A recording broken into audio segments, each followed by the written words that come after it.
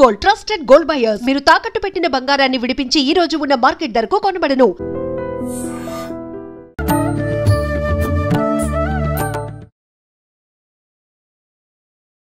నమస్కారం, welcome to I dream. ధర్మ మార్గం విత్ విజిత కార్యక్రమానికి స్వాగతం. ప్రస్తుతం నా ముందరున్న వ్యక్తికి పెద్దగా పరిచయం అక్కరలేని మనిషి అని చెప్పొచ్చు.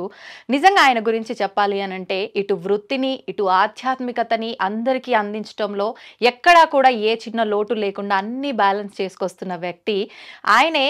వృత్తిరీత్యా ప్రొఫెసర్గా ఉన్నారు, ఆధ్యాత్మిక ప్రపంచంలో ఒక ఆచార్యులుగా ఉన్నారు. వారే బ్రహ్మశ్రీ డాక్టర్ కాకునూరి సూర్యనారాయణ మూర్తి గారు. ఇప్పుడు గురుగారితో మాట్లాడి మంచి విషయాలు అడిగి తెలుసుకునే ప్రయత్నం చేద్దాం. నమస్కారం గురుగారు. నమస్కారం అమ్మాయి. గురుగారు, తొలి ఏకాదశి మన సనాతన ధర్మంలో ఏకాదశికి చాలా గొప్ప ప్రాధాన్యత ఉందని చెప్తూ ఉంటారు పెద్దవాళ్ళు. నిజంగా ఏంటి ఆ ప్రాధాన్యత? ప్రత్యేకించి ఇప్పుడు మనకు తొలి ఏకాదశి రాబోతోంది, దాని విశిష్టత గురించి కూడా వివరించండి. అనగా రాగ మతిశయించునుండు. సంవత్సరంలో 24 ఏకాదశులు ఉంటాయి. తొలి ఏకాదశి నాడు నేనేం చేస్తే నాకు ప్రయోజనం? తొలి ఏకాదశి నాడు ఉపవాసం ఉంటే నాకేమిటి లాభం? పైగా కొద్దిగా గొప్ప ఆకలి వేస్తుంది. ఏకాదశి అనగానే ఉపవాసం ఉండండి అని చెప్తూ ఉంటారు. ఆలయ దర్శనం, ఆఫీస్ ఉంటుందిగా, సెలవు ఇవ్వరు. మరి తొలి ఏకాదశి నాడు రాత్రి వేళ కూడా నిద్రపోకూడదు. చాలా కష్టం అండి, ఆఫీస్ ఉంటుంది కదా. మళ్ళీ తొలి ఏకాదశి నాడు చెప్పులు వేసుకోకూడదు. ఆఫీస్కి ఎలా వెళ్ళాలి? బైక్ కిక్ కొట్టాలి అంటే చెప్పు ఉండాలి. తొలి ఏకాదశి నాడు మీరు చెప్పే ఈ నియమాలన్నీ కూడా ఈనాడు జీవన శైలికి సరిపోయేవి కావు. ఈ తొలి ఏకాదశి నియమాలన్నీ అవుట్డేటెడ్, పాతకాలం. అప్డేట్ వెర్షన్ ఏదైనా చెప్పండి. క్వశ్చన్ మాదే, ఆన్సర్ మాదే, తేల్చేసుకోవడం కూడా మాదే అంటూ ఉంటారు. ఇది ఈఎంఐ కా తల్లి, లోకంలో అందరూ కూడా అలాగే ఉన్నారు. మాకేమిటి? అవునవును, ఎస్, నిజమే. శరీరం అంతా కూడా మట్టి రాచుకొని స్నానం చేస్తే మృత్తికా స్నానం అని ధర్మశాస్త్రం చెప్తుంది. అబ్బే మాకు అక్కర్లేదండి, తొక్కల పుస్తకాలు అంటారు. మడ్ బాత్ అంటే మనం కౌలాలంపూర్ వెళ్ళి లేదా మలేషియా వెళ్ళి అలా మనం బురద రాచుకొని స్నానం చేసి వస్తాం. ఉపవాసం ఉంటే క్షేమం, పుస్తకాల్లో ఉంది. ఏకాదశి ఉపవాసం లాభం. మీరేమో చెప్తూ ఉంటారు. అలా కాదు. 16 hours గ్యాప్ ఫాస్టింగ్, 16 గంటలు మీరు ఏం తీసుకోకుండా ఉండండి, మీకు ఉదరకోశం పర్ఫెక్ట్ అవుతుంది. 8 ప్యాక్ కావాలా? జిమ్కి వెళ్ళకుండా 6 ప్యాక్ తాత 8 ప్యాక్ తప్పకుండా వస్తుంది. ఉపవాసం ఉండండి 16 hours పర్ డే. పిప్పళ్ళు పొడి చేసి ఆ పిప్పళ్ళు తిని గోరువెచ్చని నీళ్ళు తాగండి. అలా తాగిన 2 గంటల వరకు ఏం తినకుండా ఉండండి, మీకు 6 ప్యాక్ గ్యారంటీ. ఇలాగ చెబుతూ ఉంటే మహా ఇష్టంగా వింటారు. ఇవన్నీ ఈ తొలి ఏకాదశిలో ఉన్నాయి. పాతకాలం వాళ్ళు కాస్త పాత కబుర్లుగానే చెప్పారు. ఆరోగ్యం కాపాడుకోవాలి, ఆహారం తక్కువగా తీసుకోవాలి. మనిషికి రోగం కలిగించే అవయవం ఈ దేహంలో ఒకే ఒక్కటి. సకల రోగాలు ఆ అవయవం కారణంగానే వస్తున్నాయి. అదేంటి? నోరు. నోరున్నది కదా అని అన్నీ వేస్తూ ఉంటాం. మీయడంలాగా ఏదో పశువు దాణా వేసినట్టు, తోచక వేస్తున్నట్టు. బబుల్ గమ్ తినడంతో ఆరంభం చేసి చిక్కిలీలను మొదలుపెట్టి ప్రపంచంలో ఉండే డ్రై ఫ్రూట్స్ అన్నీ తినేస్తామన్నట్లుగా ఉపవాసం ఉంటే ఒక 24 చపాతీలు, ఒక 3-4 డజన్ల అరటిపళ్ళు, ఒక 20 మామిడి పళ్ళు సరిపోతాయండి పొద్దుటికి అనేవాళ్ళు ఉంటారు. ఇవాళ ఉపవాసం కదా, అన్నం వద్దు, పళ్ళు ఏవో తినమన్నారు గురువుగారు, పెద్ద పెద్దవాళ్ళు చెప్పారు కాబట్టి నేను ఇవాళ పళ్ళే తింటాను, 2 డజన్ల చక్కెరకేళీలు తీసుకురండి చాలు, ఓ 2 డజన్ల చపాతీలు పూరీలు తినొచ్చని చెప్పారు కదా, సాయంత్రం చేస్తానులే అనేవాళ్ళు ఉంటారు. ప్రమాదకరం. నోరు చేసే తప్పులలో ఒకటి మెయ్యడం. దొరికిందల్లా మేస్తూ ఉంటాం. తొలి ఏకాదశి నాడు ఏమీ తినకూడదు కంప్లీట్గా. అలా చెప్పకండి. మేము ఇనామ్ టాబ్లెట్ వేసుకోవాలి బీపీ కోసం, అలాగే డైనరా వేసుకోవాలి షుగర్ కోసం. ఉదయం లేవగానే 25 mg 50 mg వేసుకోకపోతే మాకు ప్రాణాలు పోతాయి. మాత్రాబలం వేదంలో ఉన్న మాట ఇది. శిక్షామ్యాక్ష్యామ వర్ణస్వర మాత్రాబలం సామసంతాన. వేదంలో మాత్రాబలం అంటే మాట్లాడే మాటకు ఉండేటటువంటి ధ్వని శక్తి. ఈనాటి కాలంలో మాత్రా బలం అంటే టాబ్లెట్ బలం. అవును. ఇల్లాడితో మాట్లాడాలన్నా ఇవాళ రేపటి టాబ్లెట్లు వేసుకుని మాట్లాడుతున్నారట. కంటెంట్లోకి వచ్చేస్తే మాత్ర ఇంతటి బలం ఇస్తుంది. అది ఆనాడు అలా ఉండిందే. మాత్ర వేసుకోకపోతే మేము పడిపోతామండి. అలాంటప్పుడు ఉడకబెట్టనటువంటి ఓ అరటిపండు, నువ్వులు బెల్లం కలిపిన అంత ముద్ద, అంత కాదు అంత ముద్ద, అరచేతిలో పట్టేంత, పెసరపప్పు బియ్యం వేసి గంజి వార్చకుండా అలా ఉడకబెట్టిన పదార్థం కాసింత, జొన్నలు వేయించి వాటిని మిక్సీలో వేసి పౌడర్గా చేసి ఉడకబెట్టి ఆ కాసింత, ఇది తిని ఉపవాసం చేయవచ్చు, తప్పేం లేదు. శరీరం ఉండాలి. శరీర మాధ్యం ఖలు ధర్మ సాధనం. తొలి ఏకాదశి నాడు పూర్వకాలంలో వాళ్ళు యజ్ఞం చేసేవాళ్ళు. శాకమేధము అనే ఓ యజ్ఞం చేసేవాళ్ళు. చైత్రం, వైశాఖం, జ్యేష్టం ఈ కాలాలలో ఎండలు బాగా కాసినందువల్ల భూమి బాగా మండిపోతుంది. అలా మండినందువల్ల హఠాత్తుగా వర్షం కురిస్తే పెరిగేటటువంటి ఆకుకూరలు, చెట్లు, చేవలు ప్రమాదకరం, విషతుల్యం కనుక మనం తినొద్దు. చాతుర్మాస్య వ్రత దీక్షలన్న పేరిట ఉపవాస వ్రతాలు ప్రారంభం చేస్తూ పీఠాధిపతులంతా కూడా ఒక చోట కూర్చొని ప్రవచనాలు చేస్తే మనమంతా పోయి వినాలి. ఒక పూట అంత ఎంతో కొంత తినాలి, ఉపవాసాలు చెయ్యాలి. ఆషాఢ మాసం అమ్మాయిని అత్తవారిని పంపించేసేయాలి. తొలి ఏకాదశి దేనికి లేకపోయినా ఈ ఏకాదశి ఉపవాసం పాటించాలి. గుడికి వెళ్ళాలి. శరీరమే గుడి. దొబ్బుకుంటూ తోసుకుంటూ ఆ దేవాలయాల వద్దకు వెళ్ళి భక్తులను తిడుతూ టికెట్లు కొనుక్కుంటూ ఫోన్లు చేయిస్తూ ఎందుకు దేవుణ్ణి భయపెడతారు? దేవుణ్ణి భయపెట్టే పని చేయకండి. మీ ఇంట్లో దేవుడు లేడా? శరీరంలో ఈ ఆలోచన చెయ్యండి. గుళ్ళకి వెళ్ళి దేవుణ్ణి భయపెట్టే పని చేయకండి. శక్తి ఉంటే, అవకాశం ఉంటే ఎవరూ లేనటువంటి గుడికి వెళ్ళవచ్చు, అరుదుగా ఉండే చోటకి వెళ్ళవచ్చు. అక్కడ డివైన్ ఒక రకమైనటువంటి ఆధ్యాత్మిక వాతావరణం, నేచర్ ఉంటుంది కాబట్టి పొల్యూషన్ ఉండేటటువంటి ఆలయాల దగ్గరికి వెళ్ళకండి. తోటి భక్తులను హింసించకండి. ఉపవాసం ఇలా చేయండి. తొలి ఏకాదశి నాడు స్వామి నిద్రిస్తాడు. దేవుడు నిద్రించడం ఏంటి అని పక్క వాళ్ళు మనం వెక్కిరిస్తూ ఉంటారు. మెటబాలిజం, శరీరంలో ఉండేటటువంటి జీర్ణ మండల వ్యవస్థ, శరీరానికి సంబంధించిన సమతౌల్యత పాటించేటటువంటి వ్యవస్థ అది తగ్గుముఖం పడుతుంది, యాక్టివ్గా ఉండదు. ఎందుకని? అగస్త్యార్జం కారణంగా అగస్త్య దర్శనం కావడంతో పగటి కాలం తక్కువ, రాత్రి కాలం ఎక్కువ అవుతుంది. దక్షిణాయన పుణ్యకాలం. అవును. పగటి కాలం తగ్గిపోవడంతో జీర్ణం కాదు ఇంకా. అవును. అందుకని సూర్యోదయం కంటే ముందే లేవండి, 3 గంటలకే లేచి కూర్చోండి, 8ంటికే పడుకోండి. మన వాళ్ళు పిచ్చాళ్ళే పెట్టలా. ఋతుకాల ధర్మాలకు అనుకూలంగా మన పండుగలు ఉంటాయి. అలా స్వామి నిద్రిస్తాడు అంటే అర్థం మన శరీరంలో ఉండేటటువంటి చైతన్య శక్తి తగ్గుతుంది, యాక్టివ్గా ఉండం. ఆషాఢం, శ్రావణం, భాద్రపదం, ఆశ్వీజం, కార్తీకం ఈ 5 నెలలు స్లో అయిపోతుంది మన బాడీ. అందుకే ఈ 5 నెలలలో ఎన్ని పండుగలో. ఆషాఢం ఈ రకంగా ఉపవాసాలు, జాతరలో, శ్రావణం సరే, భాద్రపదం గణపతి, ఆశ్వీజం దసరా, కార్తీక దీపాలు, ఉపవాసాలు అందుకే పెట్టారు. ఇది తొలి ఏకాదశి ఆరంభం, ఇనిషియేషన్ అంటాం, ప్రారంభం. ఆకుకూరలు మానేయండి, శ్రావణంలో పాలు తీసుకోకండి, భాద్రపదలో పెరుగు మానేయండి, అలాగే ఆశ్వీజ కార్తీకాలలో పప్పు ధాన్యాలు తినకండి, జీర్ణం కాదు. మరి వేరేవి తినండి. మజ్జిగ, పెరుగు వద్దండి, మజ్జిగ తీసుకోండి. ఇలాంటి నియమాలతో ఉన్నవే మన పండుగలన్నీ. ఇది మర్చిపోయి మనం షార్ట్ కట్ మెథడ్ కావాలి కదా అంటూ సూక్ష్మంగా ఆలోచిస్తే భయపెట్టవద్దు. ఈనాటి కాలంలో అనేకులు ఈ మాధ్యమం ద్వారా మాట్లాడేటటువంటి బహురూప టీవీ వేష పండితులు భయపెడుతున్నారు. జనాలని భయపెట్టవద్దు, జ్ఞానం ఇచ్చే ప్రయత్నం చేయండి, వైజ్ఞానికంగా ఆలోచించండి. స్వామి నిద్రపోడు, చైతన్యం తగ్గుతుంది. ఒక్కసారి మళ్ళీ పగటి కాలం పెరగగానే కార్తీక మాసం తరువాత మారిశరం, పుష్యం, మాఘం ఇక మళ్ళీ మన శరీరం యాక్టివేషన్ తీసుకుంటుంది. సంక్రాంతి రాగానే మాఘమాసాలు, పెళ్ళిళ్ళు, పగలు పెరిగిపోతుంది కాలం. ఇది తొలి ఏకాదశి, విష్ణు శయన ఏకాదశి అని పేరు. నాకేమిటి, భార్యాభర్తల మధ్య అన్యోన్యత పెరగాలి అనే ఆలోచన కలవారు ఈ అశూన్య శయన వ్రతం అనే పేరిట తొలి ఏకాదశి నుంచి వచ్చేటటువంటి ప్రతి నెలలో కూడా విధియ తిథి నాడు గసగసాలు, కొబ్బరికోరు, బెల్లం, పంచదార వీటితో ఉండలు చేసి విష్ణువుకు నివేదనగా సమర్పించి భార్యాభర్తలు స్వీకరించాలి. పెళ్ళైన వాళ్ళు తీసుకోవాలి ప్రసాదం. పెళ్ళైన వాళ్ళకే పరిమితమైన దైవ ప్రసాదం ఇది. వాళ్ళిద్దరి మధ్య అన్యోన్యత.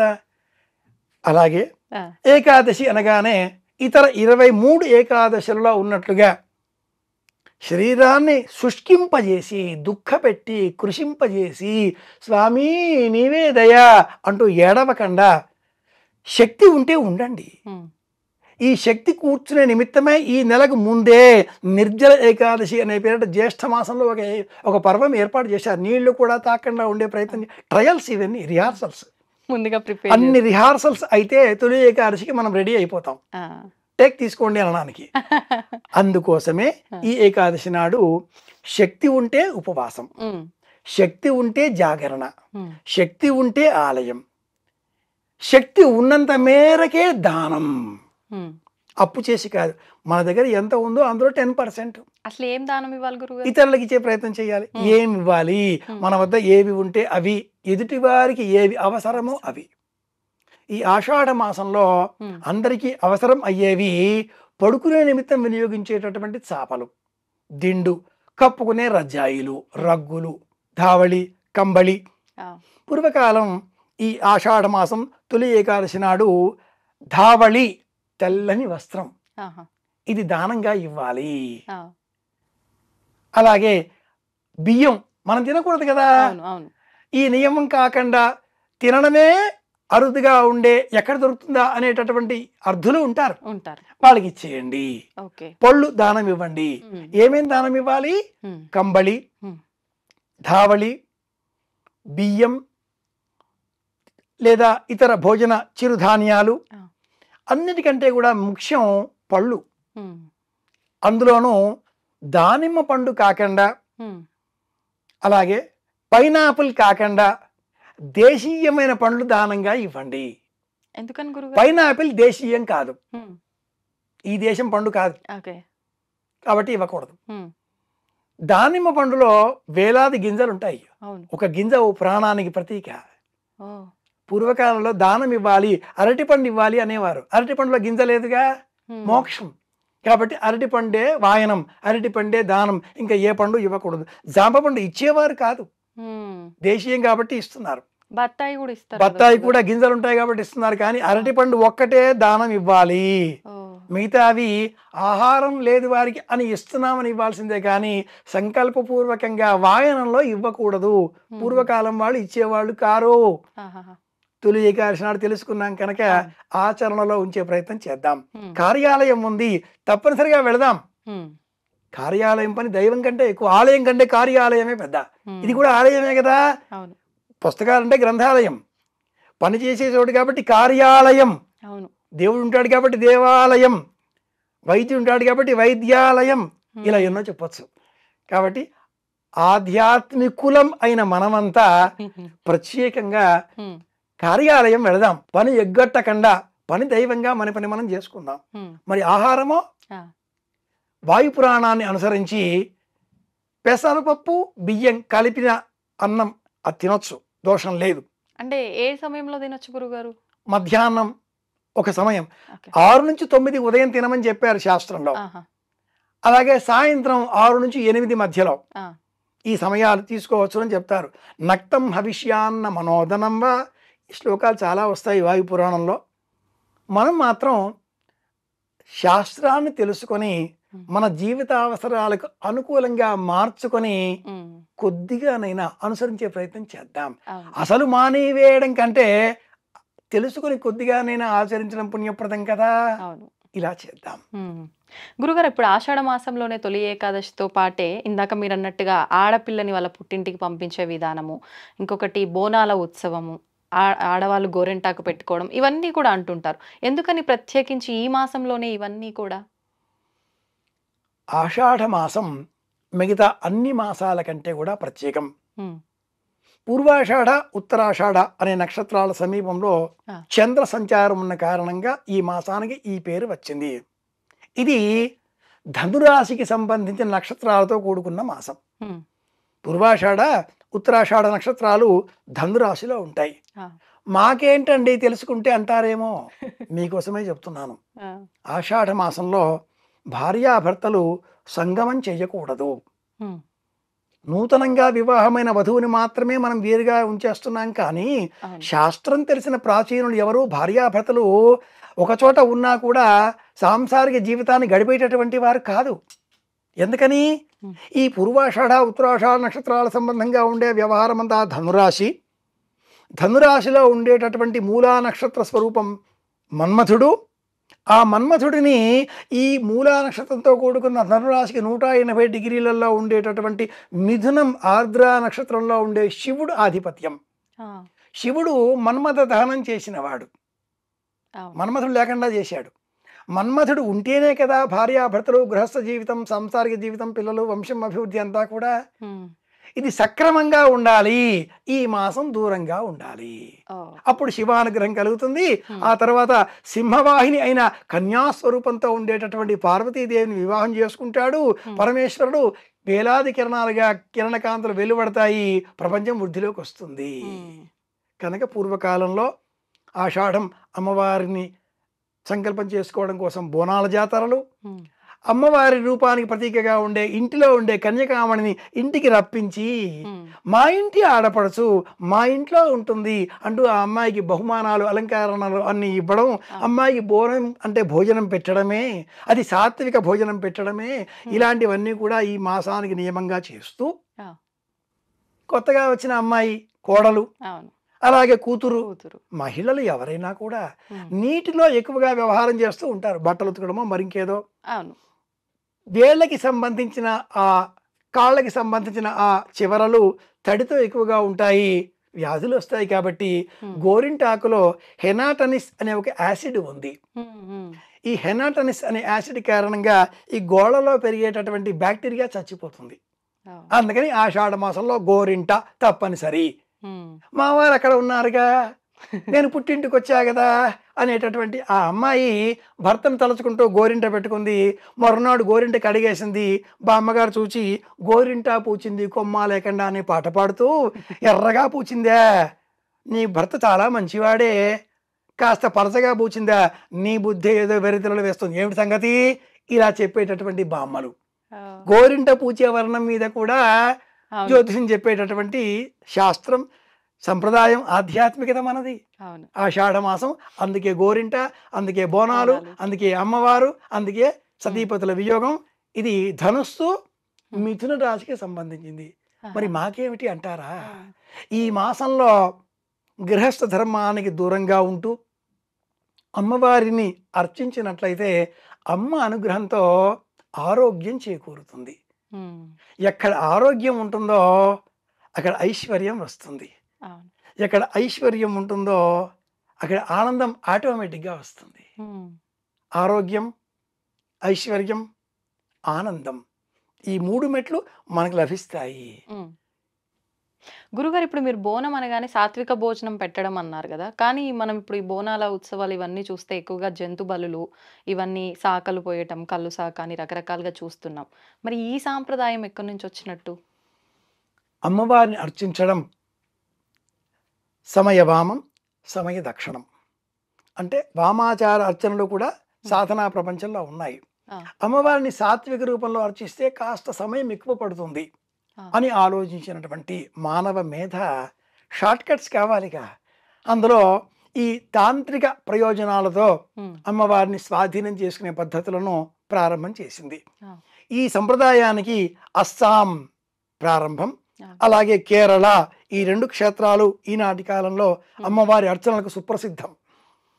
ఈ నేపథ్యంలో ఆషాఢ మాసానికి సంబంధించి ప్రకృతి పర్యావరణాన్ని పూజించడం, నేచర్, వర్షాలు పడతాయి, ప్రకృతి పులకరిస్తుంది, మొలకలు మొలకెత్తుతాయి. అమ్మవారు ప్రకృతి, ప్రకృతి ఏ నమః, వికృతి ఏ నమః, వారాహి దేవత, అమ్మవారిని పూజించడం. అమ్మవారిని శాంతపరచాలి అంటే రాముడు మంచి బాలుడు, మంచి పిల్లవాడు, అమ్మవారు సంతోషిస్తారు, అనుగ్రహించరు. కొక్కిరాయిల వేషాలు వేస్తే ఏం కావాలి నీకు తీసుకో అంటూ 2 దెబ్బలు వేసినా అడిగింది ఇచ్చేస్తారు. మారాన్ చేసిన, కాస్త వీడితో మనం చేయగలేమబ్బా, ఇచ్చేస్తే ఓ పని అయిపోతుంది, ఇచ్చేస్తారు తల్లి తండ్రి. అలాంటి పద్ధతులలో వచ్చినవే ఈ వారాహి లేక ఇతర తంత్ర సాధనాలు, శారదా తంత్రం, ఇవన్నీ 62 తంత్ర గ్రంథాలు.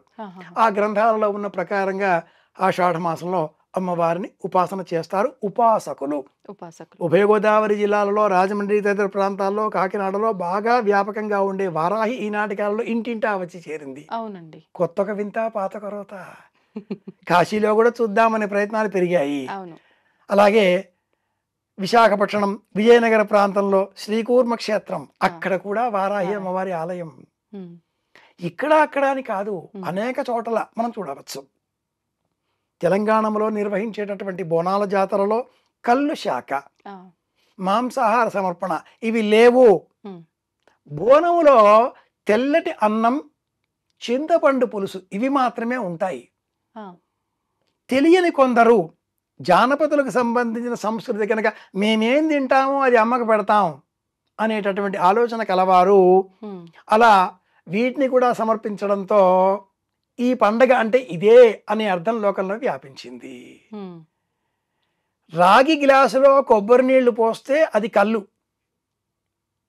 శాస్త్రం ప్రకారంగా రాగి చెంబులో కొబ్బరి కొట్టిన నీళ్లు, కొబ్బరికాయలో నీళ్లు పోసి తాము అగ్నివర్ణ అంతపసాజ్వలంతీం ఈ అనవాకం చెప్పడానికి ఓ నిమిషం పడుతుంది. నిమిష కాలంలో ఆ రాగి చెంబులో పోసిన ఈ కొబ్బరి నీళ్లు కళ్ళు వాసన వచ్చేస్తుంది, కళ్ళుగా మారిపోతాయి, విషతుల్యం అవుతాయి. ఆ నీటితో అమ్మవారికి శాంతింపజేయడం.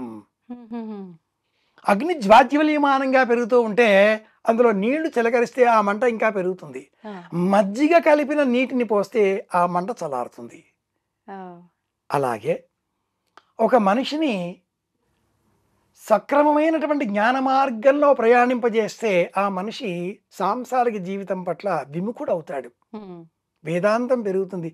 ఎందుకు ఈ ఇల్లాలు, ఆలుబిడ్డలు మాయ, అన్నదమ్ములు మాయ, సతులు మాయ, సద్గతులు మాయ, అచ్చ ఇవన్నీ ఏమవుద్దండి అంటాడు. అలా కాదు, వాడిని వెనక్కి తీసుకురావాలి. భార్య పైన వ్యామోహం పెంచాలి. సాంసారిక జీవితం, పిల్లలు, ఇల్లాలు, డబ్బు సంపాదించాలి, ఖర్చు పెట్టాలి, ఇలా కూర్చోవాలి, కిరాయి కట్టాలి, డబ్బు కావాలిగా, ఇంట్లో ఉండాలిగా అంటే ఆకర్షణలు. అందుకే కళ్ళు, నీరా ఇవన్నీ కూడా. చైత్ర వైశాఖ జ్యేష్ఠ మాసాలలో మండిపోయే ఎండలను శాంతింపజేసే నిమిత్తంగా తాటి చెట్లు, ఈత చెట్లు, గౌడ కులస్తులు అందించేటటువంటి శీతల పానీయాలు, కొబ్బరి నీరు ఇవన్నీ శీతల పానీయాలు. అలాగే అనేక ధాన్యాలను నీటిలో నానబెట్టి, ద్రాక్ష పళ్ళను నానబెట్టి వాటి ద్వారా వచ్చే నీటితో తాపాన్ని శమింపజేయడం. ఇందులో రసాయనాలు లేవు, కృత్రిమత్వం లేదు, ఈనాటి కాలంలో వినియోగించేటటువంటి వివిధ పదార్థాలు లేవు, నిషా లేదు, మత్తు పదార్థం లేదు. ఇవన్నీ ఈనాటి వాళ్ళు మేము తింటాం కదా అమ్మవారి పేరు చెప్పి అనే క్రమంలో పోతున్నారు. ఇది తప్పు, ఇది దూష్యం, ఇలా చేయకూడదు. తెలిసిన తర్వాత చేయడం మానాలి, అంతే కదా. కానీ మనిషి మనసు ఎలాంటిది అంటే అటువైపు పోకూడదు, అటువైపే పోతుంది. ఇవి చూడకూడదు, అవి చూసేవారి సంఖ్య ఎక్కువ. ఇది తినకూడదు, ఆ వస్తువు ధర 800 నుంచి 1000కి పైగా చేరింది. అది మాంసాహారం కావచ్చు, శాకాహారం కావచ్చు. 1000 రూపాయల దాకా ఒక వస్తువు కిలో ఉంటే 20 రూపాయలు టమాటా కిలో దొరుకుతున్నప్పుడు మనిషి ఏ తినాలి? 1000 రూపాయల వస్తువా టమాటానా? నాలికకు లొంగిపోయి అటువైపే మరలుతున్నాడు, దొరుకుతుంది అంటూ వాదిస్తున్నాడు. వాదించడం పెరిగిన కారణం చేత వచ్చినవే ఈ తామసిక సమర్పణలు, కానీ శాస్త్రం ప్రకారంగా లేవు. శక్తి క్షేత్రాలలో వీటిని సమర్పించే విధానాలు వేరు. ఏ ఆలయానికి ఆలయం, ఆలయ ఆగమ ధర్మ నియమావళి ఒకటి ఏర్పడి ఉంటుంది కనుక వాటినే పాటిస్తుంది, అవే పాటించాలి. ఓకే గురుగారు, ఇప్పుడు అంటే విన్నాను ఒకసారి ఎవరో చెప్తుంటే కొన్ని క్షేత్రాల్లో కూడా ఇంతకు ముందర ఈ బలి సాంప్రదాయం ఇదంతా ఉండేది అని చెప్పి, అంటే ఇది కూడా అక్కడ ప్రాంతాల్లో వాళ్ళు మాకు నచ్చినట్టుగా దేవుడికి నివేదన చేస్తానే భావనతో చేస్తుందేనా, లేదంటే ఎలా అంటారు? ఒక 1000 ఏళ్ల కింద ఆలయాలు లేవు. చాళుక్యులు, పల్లవులు, చోళులు వచ్చే వరకు ఆలయాలు ఇంత నిర్మాణాలు లేవు. ఆలయాలలో కూడా గ్రామీణులు, పల్లీలు, కన్నప్పలు వారి తోచిన వ్యవహారాలు చేసేవారు. రాజకుమారి కన్నప్ప చూసాం, కృష్ణంరాజును చూసాం, ఈనాడు తిమ్మన్నని చూస్తున్నాం. ఎవరితో వాళ్ళదే. ఏది ఉత్తమం మన మనసు చెబుతుంది. పుక్కిట నీళ్లు పట్టుకొని చేతిలో కరుకు కొమ్మలు పట్టుకొని మాంసపు ముక్కలు కాల్చినవి అయ్యా శివయ్య తిను అంటూ అందించేటటువంటి భక్తుడు రాజకుమార్ కాలంలో. నోట పుడిసిల నిండా నీరు, చేతులు ఖాళీ లేవు కనుక అలా, అంతేగాని పుడిసిల నిండా నీరు పట్టుకొని గబగబా రన్నింగ్ రేస్తో పరిగి వచ్చేటటువంటి నేటి జీవనం ఇది. మనం మన విషయంలోనికే పరిమితం అవుతే భక్తి కాలాన్ని అనుసరించి ఉంటుంది. ఆలయంలో గ్రామీణులు, జానపదులు వాళ్ళు ఏవి తినేవో అవి అర్పించేవారు. క్రమేణా నాగరికత పెరగడంతో ఇండ్లలో చేసుకుని తీసుకువచ్చి సమర్పించేవారు. ఇంకా పెరగడంతో అక్కడ లభించే పదార్థాలు సమర్పించడం, పళ్ళు, సాత్విక ఆహారం, ఏమి తింటే మనలో ఏ గుణం మారుతుందో తెలిసిన తర్వాత వాటినే తినాలి అని చెప్పడం, అలా సంస్కృతిని మార్చుకోవడం కాలంతో వచ్చిన నియమం. వ్యవసాయం చేసే వ్యక్తి, క్షత్రియుడు మాంసాహారమే తినాలి, బుద్ధిజీవి సాత్విక ఆహారమే తీసుకోవాలి. ఒక వర్గం, ఒక విధానం ఇది. ఒక నియమానికి కట్టుబడి ఉండాలి. క్రమేణా ఆలయాలలో ఉండే ఆచారాలు ఎప్పుడూ ఒకే విధంగా ఉండవు. తిరుపతిలో లడ్డు తిరుపతి కాలం నుంచి ఉండేదా? 80 ఏళ్ల చరిత్ర మాత్రమే, అంతకు పూర్వం లేదుగా. అలా ఆ ఆచారాలన్నీ మారుతూ ఉంటాయి. ఆలయాలను సమర్పించే ఈ సాత్విక మాంస ఆహార నివేదనాదులు ఇవన్నీ కూడా మారుతూ ఉంటాయి. ఆత్మ సమర్పణ ఇది ప్రధానం. అద్భుతం గురుగారు. నిజంగా గురుగారు, మనకున్న ఈ 108 దివ్య దేశాల్లో మనకు శక్తిపీఠాలు ఉన్నాయి, జ్యోతిర్లింగాలు ఉన్నాయి, ఎన్నెన్నో తీర్థ క్షేత్రాలు, పుణ్యక్షేత్రాలు ఉన్నాయి. అయితే వీటన్నిటిలో కొన్నిటికి ఎంతో వైభవము, ఎంతో కీర్తి ఉన్నప్పటికీ కొన్ని మాత్రం అసలు ఎట్లాంటి వాడుక లేకుండానే ఎక్కువగా భక్తుల రద్దీ ఉండి దానికి చాలా విశేషము, కీర్తి అనేది వినిపిస్తూ ఉంటుంది. అలా ముఖ్యంగా తీసుకుంటే కనుక మానస సరోవర్ అనేది ఎక్కువగా మనకి ఎక్కడ వినిపించదు వీటిల్లో. అయినా కూడా భక్తుల తాకిడి మామూలుగా ఉండదు. ఎంతో రిస్క్తో కూడుకున్న యొక్క తీర్థక్షేత్రం అని చెప్తూ ఉంటారు. అసలు ఎందుకండి ఈ క్షేత్రానికి ఎందుకని ఇంత విశిష్టత? ఓం నమ శివాయ. శివనామస్మరణతో మానస సరోవరం గురించిన కొన్ని విషయాలు తెలుసుకునే ప్రయత్నం చేద్దాం. కొద్ది విషయాలు, కొన్ని విషయాలు. మానస సరోవరం అనంతం. భక్తుల తాకిడి మామూలుగా ఉండదు, మనసులలోనే. ప్రత్యక్షంగా అక్కడికి వెళ్ళి దర్శనం చేసుకునే వారి సంఖ్య 1% ఉంటే మిగతా 99% మంది యాత్రికులు, తైర్థికులు తమ మనసులలోనే వెళ్ళాలి అనే తాపత్రయంతో ఉంటారు. వాస్తవం గురుగారు.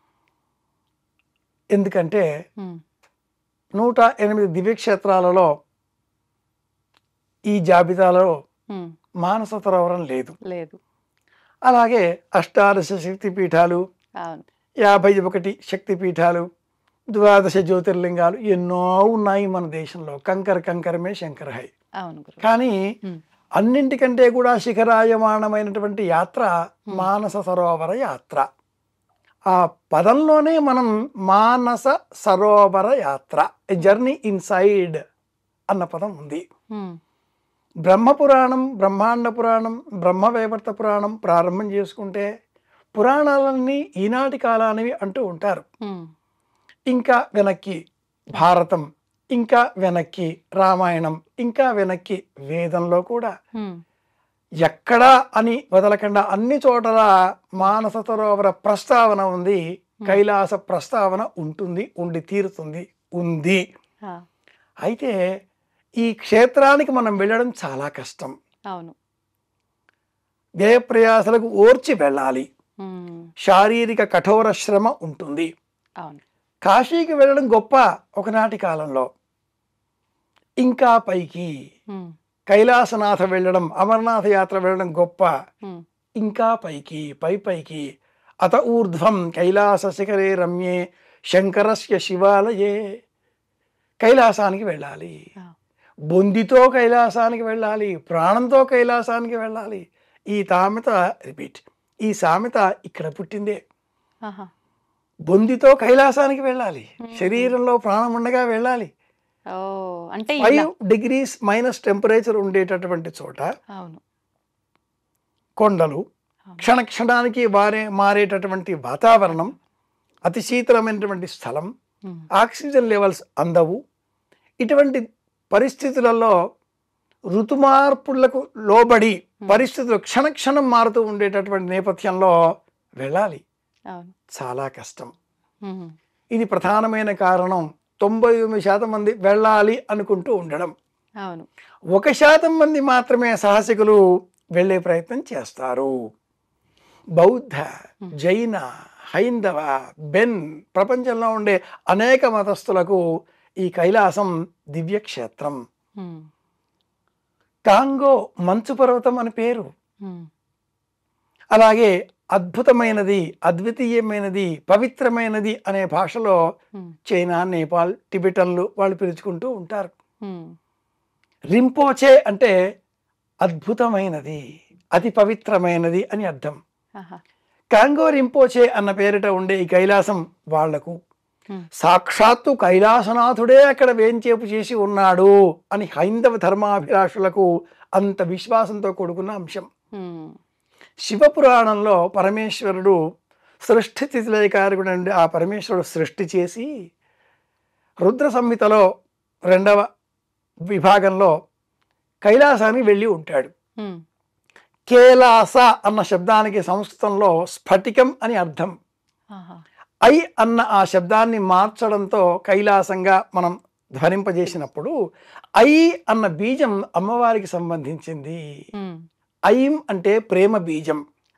పంచదశి మహామంత్రంలో ఐం హ్రీం క్లీం అని చెప్తుంటాం, ఇలా హ్రీం ఐం క్లీం సో అని చెప్తూ ఉంటాం కదా. ఐం ప్రేమ బీజం, ఏ ప్రేమ బీజం. ఈ ఐం చేరినందువల్ల కైలాసనాథుడు పార్వతీ సమేత కైలాసనాథుడు అయ్యాడు.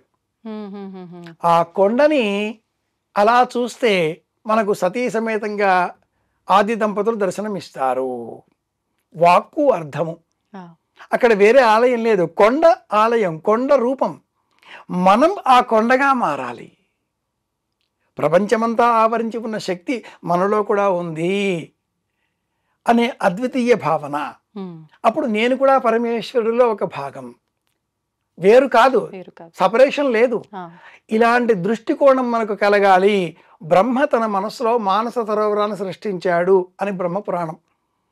అలసట పోగొట్టుకోవడం కోసం రాముడికే విశ్వామిత్రుడు శ్రీరామాయణంలో మానస సరోవర స్మరణ చేస్తే అలసట పోతుంది అని బోధిస్తాడు బాలకాండ. ఆ మానస సరోవరంలో ఉండే హంసలు అలా ప్రయాణం చేస్తూ మహాభారతంలో కర్ణశల్య సందర్భంగా వచ్చే వృత్తాంతంలో దర్శనమిస్తాయి. కర్ణపర్వంలో కూడా వినవచ్చు మానస సరోవర స్మరణ. ఇక్కడ అక్కడ అని కాకుండా ఇది మానస సరోవరం, మానస సంచరరే సంగీతంలో కూడా. ఇంత నేపథ్యం ఉన్న కారణం చేత అందరికీ వెళ్ళాలి అనే ఉంటుంది. కానీ తిరుమల, రామేశ్వరం, ఈనాటి కాలానికి సంబంధించి కాశీ సులభం, ఒక్క రోజులో వెళ్ళి రావచ్చు. ఒకనాటి కాశీ కష్టం, అందుకే వివాహాల్లో కాశీ యాత్ర పెట్టారు. కానీ ఇప్పుడు ఒక రోజులో వెళ్ళి రావచ్చు. అన్నింటికంటే కూడా కష్టం ఈ కైలాస యాత్ర కనుక అన్ని యాత్రలలో ఇది శిఖరాయమానమైన యాత్ర. సంవత్సరం అంతా చేయడానికి వీల్లేదు. కేవలం జూలై, ఆగస్ట్, సెప్టెంబర్ ఆ కైలాస పర్వత సానువులలో ఎండాకాలం అని చెప్పబడే కాలం ఉన్నప్పుడే డిగ్రీ టెంపరేచర్ అంటాం కదా, 5 degrees లేకపోతే 0 -5 అలా ఉండే సమయంలో అంత ఆ సమయంలోనే మనం వెళ్ళగలుగుతాం. మిగతా సమయంలో అది ఇంకా కష్టం. అమరనాథ్ ఎలా దర్శనం చేసుకుంటామో, మంచుకు ఈశ్వరుడు కరిగిపోతాడు ఇలా బాధపడుతూ ఉంటామో, మళ్ళీ చూసే ప్రయత్నం చేస్తూ ఉంటామో, ఈ క్షేత్రం కూడా అలాంటిదే. ఇక్కడ పార్వతీదేవి ఒక సరస్సు ప్రత్యేకంగా ఉన్నది, గౌరీకుండం అని. ఆ గౌరీకుండంలో స్నానం చేసి గణపతిని సిద్ధం చేసింది. గణపతి పుట్టిన చోటు ఈ కైలాస పర్వతం. అలాగే మండోదరిని రావణాసుడు వివాహం చేసుకున్న క్షేత్రం ఈ కైలాస పర్వతం.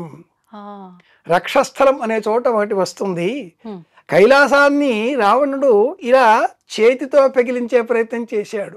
వేళ్ల ముద్రలు కనిపిస్తాయి. అది ఈ క్షేత్రం ప్రత్యేకత. ఇప్పటికే కనిపిస్తాయా గురుగారు? ఇప్పటికీ ఆహా. సప్తఋషుల గుహలు కనిపిస్తాయి. ఇది ప్రత్యేకత. ఆ.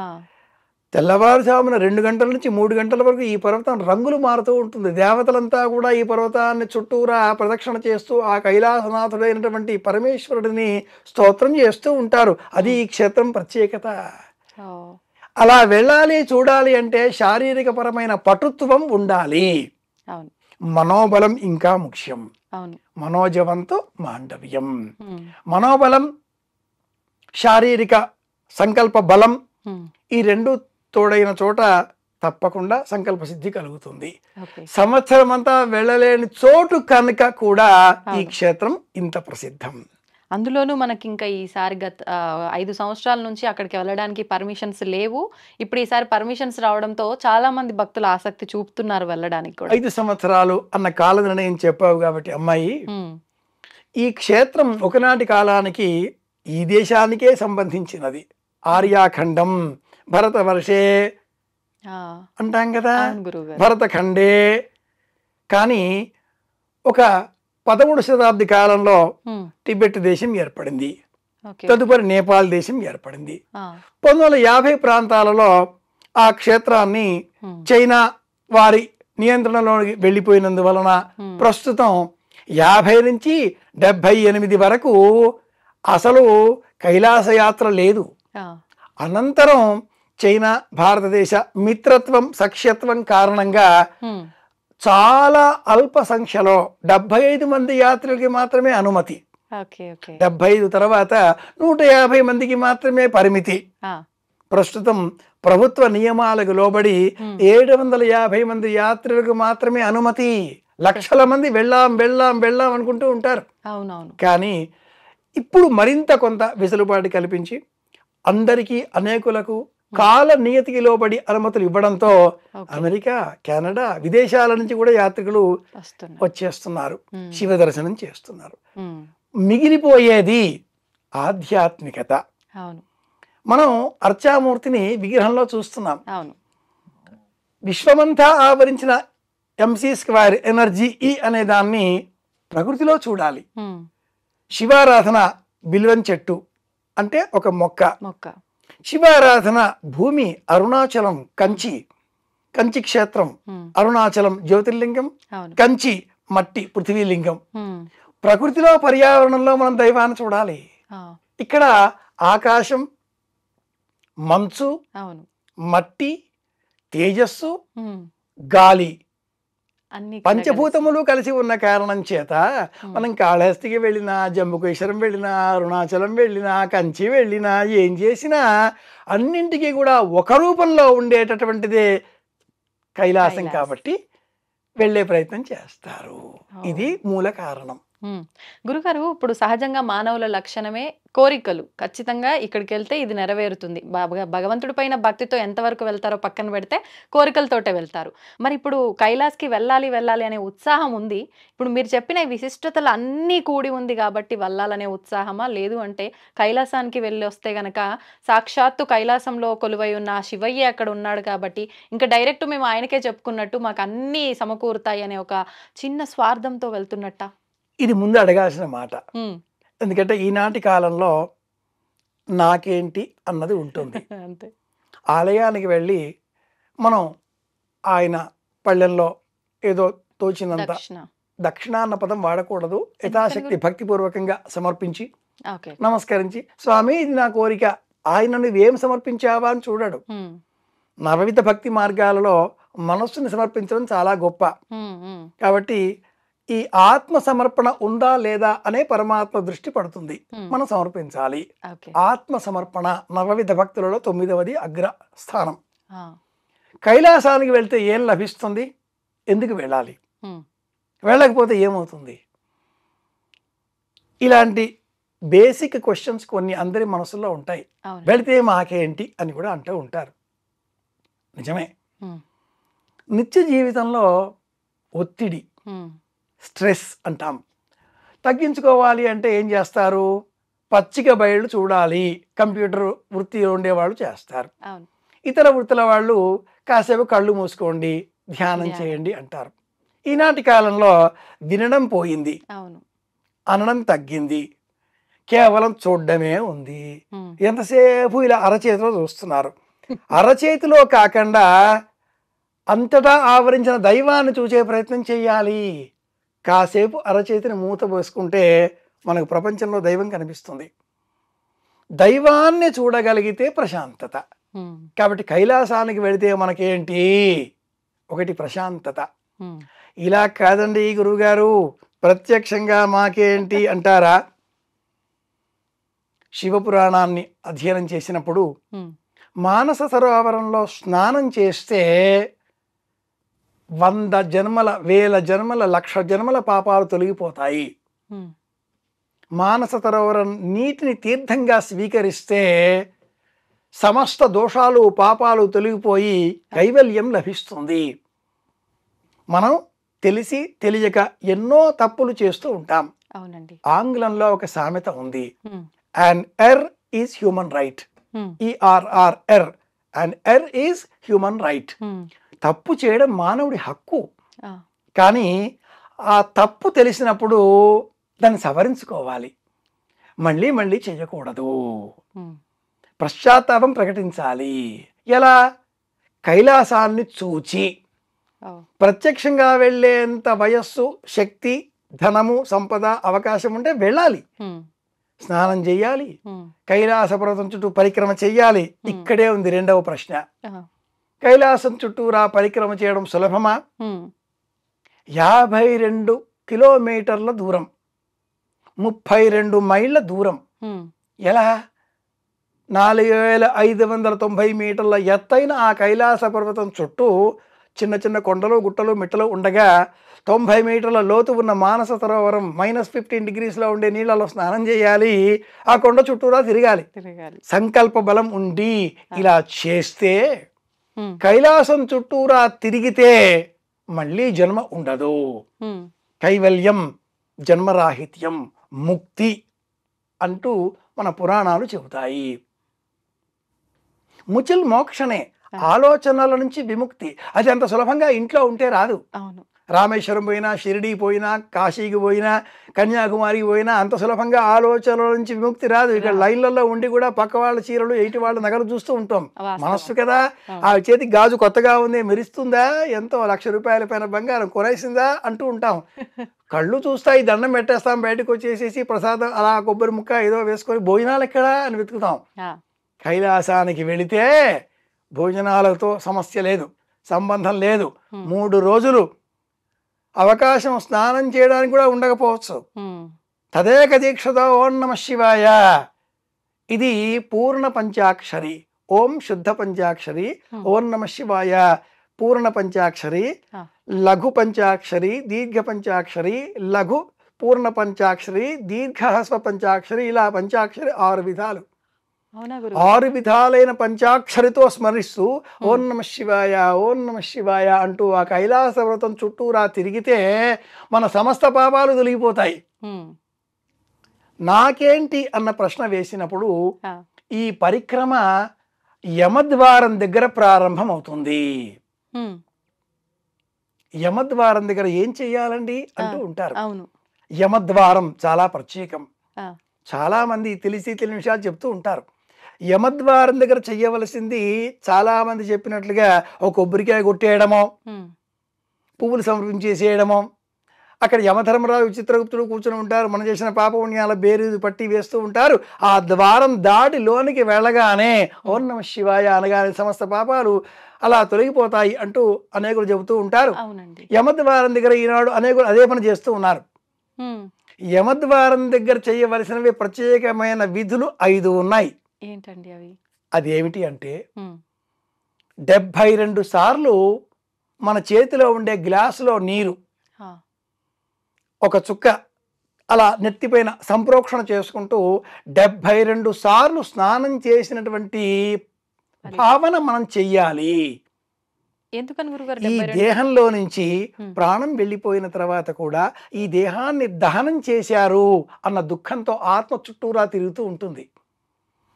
ఈ చుట్టూరా తిరిగే ఆత్మకు పూర్తిగా విముక్తి కలిగించడం కోసం 10 రోజుల పాటు కర్త ఈ దేహాన్ని దహనం చేశాను అన్న దోషంతో ఆత్మ కోసం తాను స్నానాలు చేస్తూ ఉంటాడు 10 days. అవును. అవి 72 తిలోదక వాసోదకాలు. ఆ ఇంత మట్టి నుదుటి మీద భుజాలకి రాచుకొని 72 సార్లు వెళ్ళి స్నానం చేస్తే న్యూమోనియా వచ్చే శరీరం మనది కనుక అలా స్నానాలు అవి చేయకుండా ఓ గ్లాసులో నీరు పుచ్చుకొని అలా మనం సంఖ్య పెట్టుకొని ఓం నమః శివాయ ఓం నమః శివాయ ఇలా ఆ భావనతో ఆత్మగతంగా షడ్విధ స్నానాలు 6 రకాలుగా స్నానాలు చేసే విధానాలు, అలాగే షోడశ విధ స్నానాలు 16 విధాలుగా స్నానాలు చేసే పద్ధతులు శాస్త్రంలో అనేకం చెప్పబడి ఉన్నాయి. ఈ రకమైన స్నానానికి సంప్రోక్షణ విధి అని పేరు. ఇది మొదటి కృత్యం. 72 సార్లు ఇలా శిరస్సు పైన ఆ నీటి బిందువులను చిలకరించుకోవాలి. ఎవరికి వారే. మనకంత సమయం ఉంటుందా గురుగారు? కావలసినంత ఉంటుంది. మన వాళ్ళంతా ఇటు అటు చూస్తూ సెల్ఫీలు దిగుతూ ఫోటోలు తీసుకుని అప్లోడ్ చేస్తూ వీడియోలు తీస్తూ హడావిడి చేస్తూ ఉంటారు. పరమేశ్వరుడు నవ్వుకునేలాగా నాటకం చేస్తూ ఉంటారు. మనం చేసే నాటకాలు చూసి పరమేశ్వరుడు నవ్వుకుంటూ ఉంటాడు. ఓ ఈ పిల్లలు సరే వచ్చారు చూసారు వెళ్ళండి అంటూ చూస్తూ ఉంటాడు. తండ్రి తల్లి ఎలా మనం హడావిడిగా చూస్తూ ఉంటారో పైనుంచి, అలా అర్ధనారీశ్వరులైన ఆ ఆది దంపతులు మనం చేసే ఈ పిల్ల చేష్టలను చూసి నవ్వుకుంటూ ఉంటారు. కానీ అంటూ ఉంటారు. చెయ్యాల్సిన పని మనోదీక్షతో పూర్ణ సంకల్పంతో మొదటి పని 5 ఇలా శిరస్సు పైన నీళ్లు చిలకరించుకోవడం. రెండవది రంగు దుస్తులు ఏమైనా ఉంటే వాటిని తొలగించి మళ్ళీ వేసుకోవడం. తెల్ల దుస్తులు ధరించే ప్రయత్నం చేయడం. శ్వేత దుస్తులు వైట్ వైట్ వైట్ వైట్. తెలుపు స్వచ్ఛతకు ప్రశాంతతకు చిహ్నం. మానసికంగా ఉండే సమస్తములైన సంకల్పాలు వదిలేయాలి. మూడవది ఉంగరాలు ధరించి ఉంటే అవి తొలగించుకోవాలి. అసలు ఉంగరాలు ధరించకుండా వెళితే మంచిది. ఇవన్నీ మనకు బంధనాలు. నాలుగవది ఒక కొబ్బరికాయ అక్కడ కొట్టే బదులుగా కొబ్బరికాయ తీసుకొని దాని చుట్టూ ఎరుపు రంగు దారం ఒకటి చుట్టి 5 సార్లు ఓం నమః శివాయ ఓం నమః శివాయ అంటూ 5 సార్లు ఈ పంచాక్షరి మహామంత్రాన్ని జపం చేసి ఆ కుడికాలు యమద్వారం ద్వారా లోనికి పెట్టి ఆ కొబ్బరికాయను నేలపైన పెట్టేయాలి. వదిలేసేయాలి. వదిలేసేయాలి. గుమ్మం దగ్గర లేదా కాస్త లోనికి వెళ్ళాక చిన్నపాటి ఆలయం కూడా ఒకటి నిర్మించేశారు మన వాళ్ళు. ఎక్కడ చూసినా మన వాళ్ళకి ఒక పద్ధతి ఉంటుంది. ఓ ఆలయం కట్టేస్తే కొబ్బరికాయ కొట్టేస్తే కొబ్బరికాయ శిరస్సుకు ప్రతీక. అలా మనం కొబ్బరికాయ దానికి 3 కళ్ళు ఉంటాయి. ఆ కొబ్బరికాయని అక్కడ పెట్టేసేసి 2 చేతులు జోడించి నమస్కరించాలి. ఆ సమర్పించిన కొబ్బరికాయ మనకు ప్రతీక. అంటే మనని మనం భగవంతుడి దగ్గర సమర్పించుకున్నాం అనే దానికి ప్రతీక. కొట్టకూడదు, సమర్పించేసేయాలి, పెట్టేసేయాలి. అలాగే ఏదైనా ఒక దాన్ని విడిచిపెట్టేయాలి. ఇది 5వది. అంటే ఏం విడిచిపెట్టాలి? అహంకారం విడవాలి. అబ్బో చాలా కష్టమే, చెప్పడానికి భలేగా ఉంటుంది. మరేం వదలాలి? ఒక పదార్థం అంటే ఇష్టం, చాలా ఇష్టమైన పదార్థాన్ని వదలాలి. ఏదంటే చాలా ఇష్టమో, నాకు మామిడి అంటే చాలా ఇష్టం, వదిలేసా కాశీలో. నాకు ఇంకేదో అంటే చాలా ఇష్టం, గోంగూర పచ్చడి, వదిలేసా ప్రయాగలో. మహా ఇష్టమైన దాన్ని వదిలేసి ఆ తర్వాత ఇష్టాన్ని వదిలేయడం మొదలెట్టాలి. ఎందుకని గురుగారు ఇలా ఇష్టాన్ని వదిలేయటం? భారతంలో ధర్మరాజు హిమాలయ పర్వత అధిరోహణం చేస్తాడు. స్వర్గారోహణం అన్న పేరిట హిమాలయాల వైపే, ఇటువైపే. అలా వెళ్లే క్రమంలో ముందు ద్రౌపది పడిపోతుంది. సహదేవుడు అంటాడు పడిపోయింది అని. పోతే పోని, చూడకు, రా. ఎందుకు పడిపోయింది? నేను చాలా అందగెత్తను, అందరినీ నేనే నియంత్రించాను అన్న అహం ఉంది. సహదేవుడు పడిపోయాడు. ఎందుకు? జ్ఞానం ఉంది. ఆ మాట నకులుడు, సహదేవుడు, ఇలా. అర్జునుడు పడిపోయాడు, నాకంటే సవ్యసాచి లేడన్న అహంకారం ఉంది. భీముడు పడిపోయాడు, నేను దుర్యోధనుడిని పడవేసినంత ధీశాలని, బుద్ధిమంతుడిని, బలపరాక్రమం గలవాడి. అహం తొలగించుకోకుండా వచ్చారు. అహం తొలగితే అనుగ్రహం లభిస్తుంది. 5వది అహాన్ని తొలగించుకోవడం కోసం చాలా ఇష్టమైన దాన్ని ఇక నుంచి నేను ఈ విషయం స్మరించను. అనేకులలో డబ్బంటే ఇష్టం, బంగారం అంటే ఇష్టం, డబ్బంటే ఇష్టం, బంగారం అంటే ఇష్టం, కామం అంటే ఇష్టం, ఈ లోకం పైన వ్యామోహం అంటే ఇష్టం, కీర్తి అంటే ఇష్టం. ఇలా ఏది చాలా ఇష్టమో అది వదిలేయాలి. వదిలేయడానికి అది ఆరంభం. ఈ 5 పనులు చేస్తూ అక్కడి నుంచి కైలాస పర్వత పరిక్రమ ప్రారంభమయ్యే వరకు మధ్యలో మానస సరోవరంలో స్నానం కూడా చేయాలి. ఏమీ మాట్లాడకూడదు స్నానం ఆచరించేటప్పుడు గురుగారు. ఆ తర్వాత కైలాస పర్వతం చేరేంత వరకు కూడా ఓం నమ శివాయ తప్ప లౌకికమైన విషయాలు ఏవీ స్మరించకూడదు. లౌకిక బంధాలు విడిచిపెట్టి యమద్వారం దాటి లోపలికి వచ్చాం. అవును. మళ్ళీ మా పిల్లాడు ఎలా ఉన్నాడో, మా తమ్ముడు ఎలా ఉన్నాడో, మా అక్కయ్యకి నా ఫోటో పంపిస్తాను, మా ఆవిడకి, మా పిల్లలకి, మా మనమరాలకి నేను వీడియోలు పంపిస్తాను. మీరు స్వర్గంలో ఉండి కానీ నరకంలో ఉండి కానీ ఇలా సెల్ఫీలు పంపగలుగుతారా? మీ ఫోటోలు వీళ్ళు చూడగలుగుతారా? లేదు. చూస్తే జడుచుకుంటారు. ఇది కూడా అలాగే సమస్తాన్ని విడిచిపెట్టి విడిచిపెట్టి విడిచిపెట్టి వెళ్ళే ప్రయత్నం చేయాలి. కనుకనే ప్రాచీనులు అలా వెళ్ళాలి అనేటటువంటి వారు ఈ లోకంలో ఉండే అన్ని ధర్మాలు పూర్తి చేసుకొని అన్ని బాధ్యతలు తీర్చుకొని ఆ తర్వాత వెళ్ళాలి అనేటటువంటి వారు. యమద్వారం వద్ద ఈ 5 చెయ్యాలి. ఇలా చేస్తే మళ్ళీ జన్మ ఉండదు. ఇది లక్ష్యం. ఇది మనకు ప్రయోజనం. ఈ విషయాన్నే రామాయణ భారత గ్రంథాలు అన్నీ వివరిస్తాయి. సమస్త ఉపనిషత్తులలో ఈ మానస సరోవర సంబంధిత ఒక ఉపనిషత్తు కూడా ఉంది. ఆ ఉపనిషత్తులో మనం గమనిస్తే తెలుసుకునే అంశం ఏమిటి అంటే విడిచిపెట్టడం ఎలా. మాండూక్యోపనిషత్తులో కూడా ఈ స్మరణ వస్తుంది. విడిచిపెట్టాలి విడిచిపెట్టాలి విడిచిపెట్టాలి. ఎలా విడిచిపెట్టాలి? శుద్ధి చేసుకుంటే విడిచిపెట్టగలుగుతాం. భౌతికమైన ప్రయోజనం. ఉద్యోగంలో ప్రమోషన్ కావాలా? కైలాసానికి వెళ్ళకండి. ఈ ఉద్యోగంలో ప్రమోషన్ కోసం అక్కడ దాకా వెళ్ళి ఆ ఈశ్వరుని భయపెట్టాలా? మనకు ఒక కంపెనీ కావాలి. మనమే సీఈఓగా మారాలి. మనమే 100 మందికి ఉద్యోగాలు ఇచ్చేంత స్థాయి కావాలి. ఆత్మీయులారా, ఒక ఆలయానికి వెళతాం. ఎందుకని? మనకంటే పెద్ద శక్తి ఉన్నది. చుట్టూరా ప్రదక్షిణ చేస్తాం. ఆ శక్తి మనకేదో ఇస్తుంది.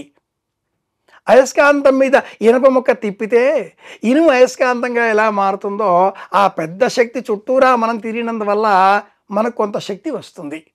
సూర్యుని చుట్టూ భూమి తిరుగుతుంది, భూమి చుట్టూ చంద్రుడు. అలాగా ఇప్పుడు మనం లౌకికంగా ఉండే ఈ లేక 108 దివ్యక్షేత్రాలో మరింకేదో ఇలాంటి చోట్లకి కాకుండా పీఠాధిపతులు సైతం వెళ్ళడానికి కాస్త వెనక ముందు ఆలోచించే అనేక ప్రవచనకారులు సైతం వెళ్ళడానికి కాస్త అలాగా అని ఆలోచించే ఇంతవరకు వెళ్ళలేని ఆ స్థలానికి మీరు వెళదాం అనుకున్నారా? వెళ్ళండి. ఆ వెళితే కలిగే ప్రయోజనం ఎలా ఉండాలి అంటే మామూలుగా ఉండకూడదు. మనకు కావాల్సిన ఉద్యోగ ప్రమోషను, పెళ్ళి, ఇల్లు, సంసారం, కారు, విదేశీ ప్రయాణాలు ఇవన్నీ ఈ 108 దివ్యక్షేత్రాలు ఇచ్చేస్తాయి. వీటికంటే పరమేశ్వరుడు కనిపిస్తే మనం ఏం అడుగుతాం? మా పక్కింటి వాళ్ళు ఊరికే ఆ సౌండ్స్ పెట్టి మమ్మల్ని ఇబ్బంది పెడుతున్నారు, వాటిని కట్టేసి ఉపాయం చెప్తారా అని అడుగుతామా? పరమేశ్వరుడు కనిపిస్తే ఏం అడుగుతాం మనం? ఆలోచించండి. మనకు పరమేశ్వరుడు కనిపించబోతున్నాడు. కైలాస పర్వతమే పరమేశ్వరుడు. ఓం నమ శివాయ ప్రణవ రూపం. కైలాస శిఖరే రమ్యే శంకరస్య శివాలయే దేవతాస్తత్ర మోదంతి. దేవతలు అక్కడ వెళ్ళి ఆనందం పడిపోతూ ఉంటారట. అలాంటి ఆ స్వామి కనిపిస్తే, దేవుడు కనిపిస్తే ఏమడుగుతాం? అసలు దేవుడు కనిపిస్తే అడగటం అనేది ఉంటుంది. కనిపించి తీరుతాడు. కనిపించగానే ఆయన ఏమడుగుతాం? ఏమీ అడగం. దధీచి ఏమడిగాడు? ఏం కావాలి కోరుకో అంటే, నాకు తపస్సు చేయడం మాత్రమే ఇష్టం, మీరు కనిపిస్తారని నేను అనుకోలేదు, కనిపించారు, మీరు వెళ్ళిపోతే నేను మళ్ళీ తపస్సు చేసుకుంటాను అన్నాడు. అయ్యో కదా. అలాంటి మానసిక స్థితి కైలాసాన్ని ప్రణవ జపంతో చేస్తే, షడ్విధమైన ప్రణవ పంచాక్షరి రూపంలో తపస్సు చేస్తూ ఆ దర్శనం చేసుకుంటే మనకు మోక్షం లభిస్తుంది. ఇది విషయం. మనందరం ఏదైతే చేస్తున్నామో ఈ కోరికలు అన్ని దాటుకొని మోక్షం పొందాలి, ఆయనలో ఐక్యం అయిపోవాలని అంతిమ లక్ష్యాన్నే చేరుకుంటాం అక్కడికి వెళ్తే. ఇంక ఇది ఫైనల్. తప్పకుండా. అయితే మనుషులం మనం. డబ్బు కావాలి, కీర్తి కావాలి, అంతే. సంసారం కావాలి.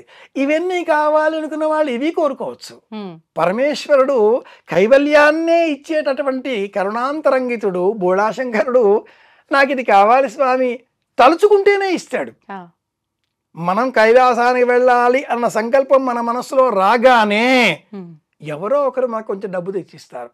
Hmm. ఏదో ఒక రకంగా సాకారం అవుతుంది. అసలు ప్రయాణాలే లేని చోట ఓ 50 ఏళ్ల కింద ఆ, 75 మందికే అనుమతి, అవును. 20 ఏళ్ల కింద ఉమ్, 150 మందికే అనుమతి, అవును. 5 ఏళ్ల నుంచి అసలు ప్రయాణాలే లేవు. ఉమ్, ఉమ్, ఎవరో ఒక ప్రయాణికుడు ప్రయాణం చేద్దామని మనపూర్వకంగా సంకల్పం చేసి ఆ ప్రయాణానికి ఏదో విఘాతం బాటిల్లినందువల్ల ఎంత దుఃఖపడ్డాడో, ఎంత బాధపడ్డాడో, ఎంత తపస్సు చేశాడో ఆ వ్యక్తి మళ్ళీ ఇప్పుడు స్మరించడంతో ఉమ్, ద్వారాలు తెరుచుకున్నాయి. అవును. అందరూ ప్రయాణాలకు వెళుతున్నారు. అలాంటి ప్రయాణికులలో ఒక ప్రయాణికుడు నాకు తారసపడ్డాడు. అతడు భరత్ కుమార్. ఆ, మీరు అంత వెళ్ళబోతున్నారు దీక్షతో ఉన్నాడు. ఆ వ్యక్తి ఎందుకు 5 ఏళ్ల కింద ప్రయాణం ఆగిపోయిందో, ఎంత తపన పడ్డాడో, ఎంత దుఃఖపడ్డాడో, 5 ఏళ్లుగా అతడు చేసిన ఆ తపస్సు ఇప్పుడు సాకారం పొందింది. అతడితో పాటు వేల మంది, లక్షల మంది ప్రయాణం చేస్తూ వెళుతున్నారు. ఒక్కడి కాకుండా ఒక సంస్థతో అంతమందిని తీసుకువెళ్ళే ప్రయత్నం చేస్తున్నాడు. అన్నట్టు దైవ దర్శనం కోసం వెళ్ళాలి, ఒక్కరు వెళ్ళకూడదు, వెంట తోడు తీసుకువెళ్ళాలి. తిరుపావే పాశురాలు చెప్తాయి. ఎందుకని గురువుగారు? ఒక్కరు వెళ్ళడం తపస్సు కోసమే, ఆ, దైవ దర్శనం 10 మందితో. ఎందుకు అంటే దైవ దర్శనాన్ని నేనొక్కడనే చేసుకుంటే నాకు స్వార్థం. ఉమ్, నాతో పాటు 10 మందిని తీసుకువెళితే అది పుణ్యం. ఆ 10 మంది మరో 10 మందికి. ఒక గురువు మరణిస్తే మరణించేది అతడి దేహం మాత్రమే. అతడి పాఠం విన్నటువంటి ఆ 10 మంది శిష్యుడు మరో 10 మందికి చెబుతారు. ఇది గురు పరంపర. ఆ, ఈ విధానానికి గురు కులం అన్న పేరుంది. ఇది చాలా పెద్ద కులం, ఆధ్యాత్మిక కులం, యాజక కులం, ఆ, భావనా కులం, ఆ, భావుకులం అని చెప్పుకునేటటువంటి ఆలోచన కలవారి యొక్క ప్రత్యేకమైన వర్గం ఆధ్యాత్మికులం, ఉమ్, యాత్రికులం చెప్తాం కదా. పుణ్యాత్ములమైన అనుకునే మనమంతా నిజంగా పుణ్యాత్ములమా? యాత్రికులంగా మారినప్పుడే పుణ్యాత్ములం అవుతాం. అలా మారిన వ్యక్తి భరత్ కుమార్ శర్మ. అతడు తీసుకువెళ్తున్నాడు. 5 ఏళ్ల కింద అతడు ఏవో సంకల్పాల చేత చేసిన ఆ ప్రయాణం దురదృష్టవశాత్తు ప్రపంచమంతా ఆవరించిన కరోనా కారణంగా ఆగిపోయింది. ఇప్పుడు కరోనా శాంతించింది. ఇక ఇటువంటి వ్యాధులేవి రావు. ఇక మీదట ప్రపంచమంతా ఒకటి కావాలి. ఉమ్, ఆధ్యాత్మికతను ఎవరైతే విశ్వసిస్తారో, ఉమ్, ఎవరైతే తమకు తాము ఆధ్యాత్మికులం అనుకుంటారో అలాంటి వారికి ఏవి రావు. ఉమ్, నాస్తికులం అని చెప్పుకునే వారిలో కూడా అది కూడా ఒక కులమే. ఆ, వారు కూడా ఆస్తికులుగా మారితే ఆ, అటు నుంచి ఇటువైపు వస్తే ఒకే ఆలోచన ఇరువైపులా. ఉంటుంది. ఏదన్నా నమ్మండి, ఉమ్, సంపూర్ణంగా నమ్మండి, అటు ఇటు కాకుండా ఉండకండి. కుత ఆజాత కుత ఇయం విసృష్టి అనే చార్వాక మతానికి మూలం అంటే ఉమ్, దేవుడు లేడు, అది వట్టి కొండ, మేము ఎక్కే ప్రయత్నం చేస్తాం అన్నాడు హెడ్జ్ అనేటటువంటి ఒక పర్వతారోహకుడు ఆ, 100 ఏళ్ల కింద. వీలు కాలేదు. ఉమ్, ఎవరెస్టు 8590 అడుగుల ఎత్తు ఉండే ఎవరెస్ట్ని అధిరోహించగలిగారు. అందులో సగం కూడా లేదు కైలాసం. ఇంతవరకు ఎవరికీ వీలు కాలేదు. ఉమ్, ఇంతవరకు ఏ పర్వతారోహకుడు అధిరోహించని ఏకైక పర్వతం కైలాస పర్వతం. ఇది ఎలాగో ఆ, సంకల్పం చేస్తే మనకు కూడా వ్యాధులు రావు, ప్రయాణాలు సాకారం అవుతాయి. అతడు భరత్ కుమార్ శర్మ. తాను పోకుండా ఉమ్, Shri Gayatri tours and travellers అనే ఒక సంస్థను ఏర్పాటు చేసి ఉమ్, ఆ సంస్థ ద్వారా యాత్రికులకు ఏ విధమైన కష్టం రాకుండా అన్నీ తానై ప్రతి సందేహానికి తానే స్వయంగా సమాధానమిస్తూ ఉమ్, ఒక సుశిక్షితమైనటువంటి సైన్యంతో, ఒక మంచి విధానంతో ఉమ్, అందరినీ కలుపుకొని అందరూ ఒకటిగా చేస్తూ ఆధ్యాత్మికులంగా మార్చే ప్రయాణాన్ని ఆరంభించాడు. ఆ, ఈ వర్గానికి పరమేశ్వర దర్శనం ఒక్కటే లక్ష్యం. ఉమ్, కైలాస పర్వత పరిక్రమ అతడి లక్ష్యం. అవును. పూర్వపు అనుభవాలలో 11 సార్లు ఉమ్, కైలాస ప్రదక్షిణ చేసి ఉన్న ఈ వ్యక్తి ఓ 11 సార్లు. 12వ సారి వెళతాను వెళతాను తాను వెళ్ళవచ్చు. ఒకటి కాకుండా ఇంతమందిని. ఇంతమంది. ఇది ప్రత్యేకం. మంచి ఆలోచన. ఇది ప్రత్యేకం. ఉమ్. ఒక్కడు వెళితే అవును. స్వార్థం, ఉమ్. 10 మంది వెళితే పరార్థం. అది ఆధ్యాత్మికుల ఆలోచన. ఉమ్. అయితే మొత్తానికి మీరు ఇప్పుడు వారితో కలిసి కైలాస్ మానస సరోవర్ వెళ్ళబోతున్నారు. పరమేశ్వర సంకల్పం, ఈశ్వర సంకల్పం లేకపోతే ఉమ్. మనం వెళ్ళలేం. కాశీకి వెళ్ళానమ్మాయి, ఆ. దర్శనం చేసుకున్నాను, బయటికి వచ్చాను. ఉమ్. బయటికి వస్తూ ఉంటే ఎవరో ఒక వ్యక్తి గుర్తుపట్టిన వారు ఆ. అయ్యో మీరా అన్నాడు. ఆ. అంతవరకు నేను లైన్లో చాలా రద్దీలో ఎక్కడికి వెళ్ళినా నేను వస్తున్నాను అని నేను చెప్పను, ఫోన్ చెయ్యను, ఎవరికి నా వివరాలు అందించను. సామాన్య సగటు యాత్రికుడిలా టికెట్ లేకుండా సర్వదర్శనం కోసం వరుసల్లో నిలుచునే వెళతాను. తిరుపతికి వెళ్ళినా, సింహాచలం వెళ్ళినా, అరుణాచలం వెళ్ళినా ఎక్కడా ఎవరికి నా వార్త ముందుగా వెళ్ళదు. ఎందుకని? పరమేశ్వర సంకల్పం ఉండాలి. ఉమ్. ఉమ్. మనం నేను అని వెళితే ఈ నేను అన్న అహం పోగొట్టు కోసం వెళ్ళాల్సిన మనం నేను అని చెప్పుకొని వెళ్ళడంతో అక్కడ ఉండేటటువంటి స్థానికులు స్వాగత సన్నాహాలు చేస్తారు, శరీరానికి కొన్ని ఉపచారాలు చేస్తారు, సహాయాలు చేస్తారు, దర్శనం సులభం అంటారు. అప్పుడు ఆ పుణ్యబలం అంతా వాళ్లకు కూడా పోతుంది. ఓ. మనకేమిటి, శరీరాన్ని తీసుకువెళ్తాం. ఆ. దైవ దర్శనం అంటే కష్టపడి వెళ్ళాలి, పరమాత్మ సంకల్పం ఉండాలి. కాశీలో దర్శనం చేసుకుని బయటికి వచ్చిన తర్వాత మిత్రుడు చూచి అయ్యో మీరా దర్శనం అయిపోయిందిగా అన్నాను. అలా ఎలా మళ్ళీ తీసుకువెళ్ళాడు. ఆ. మళ్ళీ 2వ రోజు వచ్చి గంగ ఒడ్డున కూర్చొని తపస్సు చేసుకుని జపం చేసుకుంటూ ఉన్న ఆలయాన్ని వెళదామా, ఉమ్. శివుడు ఎదురుగా కనిపించడం లేదా అని నేను అన్నాను. మౌనంగా వెళ్ళిపోయాడు. అంతటా ఉండే దైవాన్ని చూచే ప్రయత్నం చెయ్యాలి, ఉమ్. అంతరంగంలో దైవాన్ని చూచే ప్రయత్నం చెయ్యాలి. ఆ స్వామి కైలాసనాథుడు అంతరంగనాథుడిగా మార్చుకునే ప్రయత్నం చేయాలి. అంత సులభం కాదు కదా. అందుకోసమే యమద్వారం దాటడం, ఉమ్. అందుకోసమే గౌరీకుండం, అందుకోసమే సప్తర్షి గుహలు అన్నట్టు మానస సరోవరం ఒక్కటి కాదు, అక్కడ అనేక మంచినీటి సరస్సులు చాలా ఉన్నాయి. ఆహా. అంత ప్రపంచంలో ఎత్తైన చోట, ప్రపంచంలో అదే ఎత్తైనటువంటి చోట, అటువంటి చోట మంచినీళ్ళ సరస్సు, ఇది ఒక ప్రత్యేకం. అవును. సింధు, ఉమ్. బ్రహ్మపుత్ర, సట్లెజ్, కార్పరి, అనేక ఎన్నో నదులు, గంగా నది ఉపనది కార్పరితో సహా, గంగా నదికి మూలం కార్పరి ఉపనదితో సహా అన్నీ ఈ మానస సరోవరం నది పుడుతున్నాయి.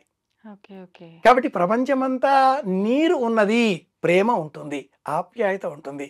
బంధువులు ఇంటికి వస్తే గ్లాసు మంచినీళ్ళు తాగడానికి ఇస్తారు, సీసాలలో కూడా ఇవ్వవచ్చు, బాటిల్స్ కూడా పట్టి ఇవ్వచ్చు. మంచినీళ్ళు లేకపోతే ప్రపంచం లేదు. అవును.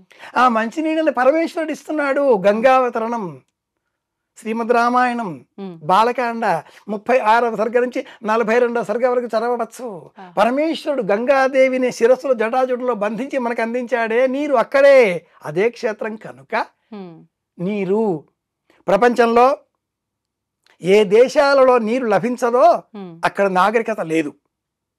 నీరు లేని చోట, ఆ. పెట్రోల్ ఉన్న చోట విధ్వంసం పుట్టించే విలేశక్తులు తాండవం చేస్తుంటాయి. ఆ. నీరు ఉన్న చోట ప్రేమ, ఆప్యాయత, పదార్థాన్ని ఉడకపెట్టి తినాలి, అది మనిషి లక్షణం, ఉమ్. నాగరికత లక్షణం కదా. అంటే నీళ్లు కావాలి కదా. శరీరంలో 70% నీళ్లే కదా. కాబట్టి శివుడు వేరే లేడు. నా రుద్రో రుద్రమర్చయేత్, నేనే శివుడిని, నేనే కైలాసాన్ని. ఉమ్. ఇలాంటి సంకల్పం కలిగిన వారు సంకల్పం చేస్తారు, వెళ్ళే ప్రయత్నాన్ని మనసులో అనుకుంటారు. పరమేశ్వర సంకల్పం, ఉంటుంది. మన సంకల్పం కాదు. ఓకే. భరత్ కుమార్ తీసుకువెళ్తాడు అన్న మాట అలౌకికం. ఆ. నేనే కాదు, చాలామంది ఇలా భరత్ కుమార్ గారు తీసుకెళ్తున్నారనే వాళ్ళు వేల మందిలో ఉన్నారు, లక్షల మందిలో అవుతారు. కానీ గుర్తుపెట్టుకోవాల్సిన అంశం ఏంటంటే పరమేశ్వరుని చేతిలో ఈ వ్యక్తి ఒక ఆయుధం. ఉమ్. పరమేశ్వర సంకల్పం ఉంటే మన ప్రయాణం సానుకూలం అవుతుంది. ఆయుధంగా సాధనంగా ఉన్న వ్యక్తికి అన్ని ఏర్పాట్లు చేస్తాము, ఏదో ఏర్పాట్లు అవకాశాలు చేస్తాడు. ఏదో అత్యవసర పరిస్థితి రావచ్చు, ఉమ్. ఇంట్లో ఏదో ఉత్పాతం జరగవచ్చు, వాస్తవం. మనకి అనారోగ్యం సంభవించవచ్చు, అవును. అక్కడి దాకా వెళ్ళి వెనక్కి రావచ్చు. అవును. చేతిలో ఉన్న అన్నం ముద్ద ఉమ్. చెయ్యి దాటి, నోరు దాటి, గొంతు దాటి, కడుపులోనికి చేరేంత వరకు గ్యారంటీ లేదు. వాస్తవం గురుగారు ఇది మాత్రం. పరీక్షిత్తు అనే వ్యక్తికి 7 రోజుల అనంతరం పాము కాటుతో నీకు మరణం అంటే ఆ వ్యక్తి ఒక స్తంభం ఏర్పాటు చేసి మేడ కట్టుకొని శుక మహర్షిని రప్పించి భాగవతం చెప్పండి అంటే నీ అదృష్టవంతుడు 7 రోజుల తర్వాత నీ మరణం మాకు ఎప్పుడైనా ఏమైనా కావచ్చు అన్నాడా శుక మహర్షి. కాబట్టి సర్టెనిటీ అనేది మన లైఫ్కి లేదు. Anything happened at any point of time. ఏ దేశాల మధ్యలోనో ఏ ప్రమాదమో జరిగితే లేక అలా గాల్లో వెళ్ళిపోయే విమానం అలా భవంతి మీద కూలి భోజనం చేసే డాక్టర్లు వెళ్ళిపోతారు అని ఎవడన్నా కలగన్నాడా? ఆ డాక్టర్లు మాత్రం అనుకున్నారా? అలా రాసిపెట్టి ఉంది. భారతంలో వచ్చిన కథ. అలా పాలు తీసుకువెళ్ళే ఒక వ్యక్తి, అందులో పొరపాటుగా ఆకాశంలో ఒక డేగ పాము పట్టుకుపోతూ ఉంటే పాము చుక్క ఆ పాలలో పడింది. ఆ పాలు తీసుకువచ్చి వంట చేస్తే ఆ వంట అన్నం తిన్న వ్యక్తి మరణిస్తే ఈ పాము విషం వల్ల మరణించిన ఆ వ్యక్తికి సంబంధించిన ఈ పాపం ఎవరి అకౌంట్లో వెయ్యాలి తెలీదు. ఇది ఎలాగో అనుకోకుండా అవాంతరంగా కొన్ని సంఘటనలు జరుగుతూ ఉంటాయి. అది పరమేశ్వర లీల. ఒక్క చిన్న చీమ చచ్చిపోతూ ఉంటేనే చూడలేని దయాద్ర హృదయం గల మనం లయకాలంలో ప్రపంచమంతా కూడా అతనిలో లీనం చేసుకునే పరమేశ్వరుడు. 3వ కన్ను అగ్నిహోత్రం చల్లదనం కోరుకుంటాడు. హిమాలయాల్లో ఉంటాడు, తెల్లని భస్మం పూసుకుంటాడు, తెల్లటి మంచినీరు సదా శిరస్సువి అభిషేకం జరుగుతూ ఉంటే మౌనంగా కన్నులు మూసుకొని ఈ ప్రపంచాన్ని చూస్తూ ఉంటాడు అని శివపురాణం వర్ణిస్తుంది. శం అంటే సుఖం, శరీరానికి లభించేది, ఆనందం మనసుకు లభించేది. కాబట్టి సంతోషం, సుఖం, ఆనందం అన్నీ ఇచ్చే ఆ పరమేశ్వర దర్శనం చేసుకోవాలి. పరమేశ్వర సంకల్పంతో భరత్ కుమార్ అనే వ్యక్తి ఆయన ఒక ఆయుధంగా పరమేశ్వరు అందించాడు. కాబట్టి ఈ చేతిని ఊతగాకొని తప్పకుండా వెళ్ళవచ్చు. బారులు తీరి తిరుపతిలో కూడా మనం దర్శనం చేసుకుంటూ వెళ్ళే ప్రయత్నం చేస్తూ ఉంటాం. అలా బారులు తీరి వెళ్ళే సమయంలో ఈ పక్క ఆ పక్క 2 కడ్డీలు ఉంటాయిగా. ఆ కడ్డీలు ఈ భరత్ కుమార్ దంపతులు అనుకోవచ్చు. ఓకే, మొత్తానికి అది ఈశ్వర సంకల్పం, వీళ్ళ సపోర్ట్ ద్వారా వెళ్ళాలని ఉంది.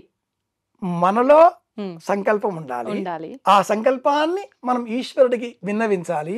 ఈశ్వరుడి ఆజ్ఞ అవుతుంది. ఈ సాధనం మనకు ఉపయోగపడుతుంది, చేరుకుంటాం. శివునాజ్ఞ లేనిదే చీమైనా కుట్టదు కదా. కనుక అలా అనుకున్నప్పుడు ఒక సాధనం. ప్రభుత్వ నియమావళి అనుకూలించాలి. 70 ఏళ్లకు దాటిన వారికి అనుమతి లేదు.